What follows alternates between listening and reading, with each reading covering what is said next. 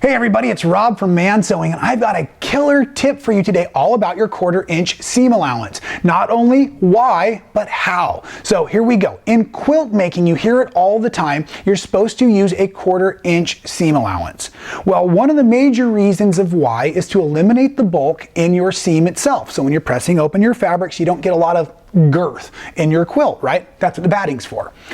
But how do we get there? And the other side of the why is when you're following a pattern, you have to remember that the pattern designers are assuming you're using a 1/4 inch seam allowance on your blocks. So the more intricate the pattern or the more blocks you're creating or different size blocks you're creating, if you're not using a 1/4 inch seam allowance, the mathematics could get off in the pattern, and later on your blocks may not quite sync up, and there might be some distortion in the pattern. And the place you really see it is in triangles. So if you're using triangles, make sure you're using your 1/4 inch seam allowance so that your tips always stay nice and crisp, okay?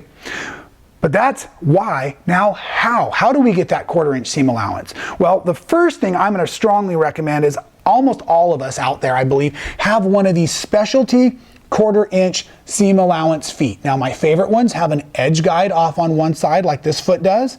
So my fabric's going to be able to butt up against the side of that foot, and I can actually speed piece all my fabric through by just setting the fabric up against the edge of that foot.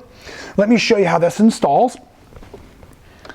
I've got other tricks for you too as well, but this is the first one. This is my favorite because it's always consistent. So once that foot is snapped onto the machine, I can simply slide my fabric in here for you to see, and the fabric is butt up against the seam or the flat blade of the foot there, and I'm always going to have a very consistent, very accurate 1/4 inch seam allowance.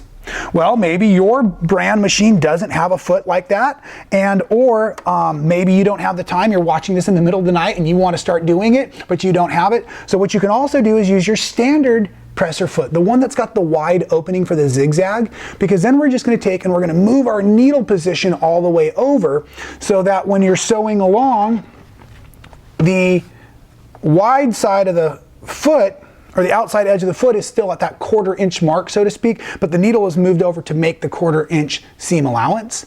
And if that all sounds way too confusing to you and you want to leave your needle in the center position, you can always do, and I'm going to slide this back on real quick, show you my trick here,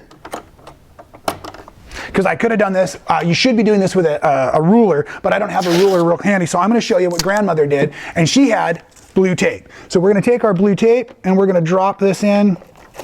Now you do not want the tape to cover the hole where your needle goes, right? So we want to make sure that's all clean and clear. And then when you had your regular foot on, I do apologize, I'm working backwards here. It's almost like being blind and left-handed if you're severely right-handed. But now I would be able to lay my fabric right there, and from the center needle position, I would still be at a 1/4 inch seam allowance from the raw edge of my fabric. Well, I certainly hope that helped you with your accuracy and your consistency of your 1/4 inch seam allowance. And if you have any further questions, just drop them in the comments section below, and we'll see you here next time at Man Sewing.